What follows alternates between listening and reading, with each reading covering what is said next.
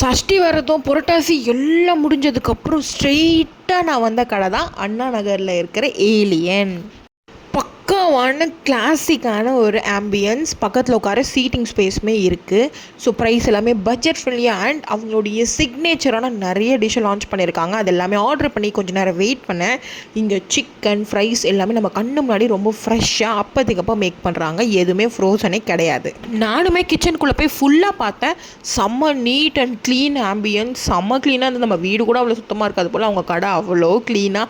அந்த பன்னு அம்மா தலையில் வைக்கிற பூ மாதிரி சாஃப்ட்டு எல்லாத்தையும் அடுக்கி என் கையில் கொடுத்ததும் அந்த ஸ்மெல்லே என்ன. நான் அவங்களோட chicken loaded fries, sweet and chilli wings, Milo, mojito, burger எல்லாமே வாங்கியிருந்தேன். இன்றைக்கி ஒரு வேட்டை இருக்குது அப்படின்னு சொல்லி தான் எல்லாமே வாங்கி வச்சுருந்தேன். ஃபர்ஸ்ட் நான் ட்ரை பண்ணது அவங்களோட chicken loaded fries.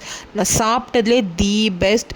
Cheese and சாஸ்க்குள்ளே fries and chicken, full loaded boneless chicken, அப்படியே மெல்றதே தெரியலங்க. அப்படி ஒரு சாஃப்ட் அந்த சிக்கன், செம்ம ஸ்வீட் அண்ட் ஹாட், செம்ம காம்போ. அண்ட் தென் பர்கர் சொல்லவே வேணாம், அந்த பன்னே பஞ்சு மாதிரி இருந்தது. உள்ளே இருந்த பேட்டி சான்ஸ்லெஸ்ஸுங்க.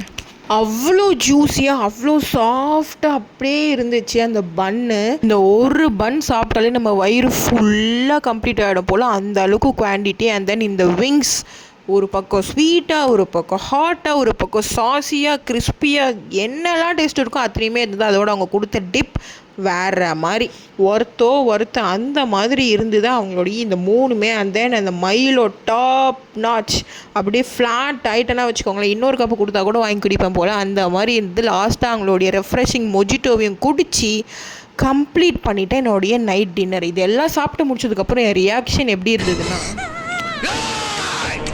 ஸோ மறக்காமல் இந்த ஸ்பாட்டை ட்ரை பண்ணுங்கள். வேறு ஒரு நல்ல ஸ்பாட்டோட உங்களை நான் பார்க்குறேன்.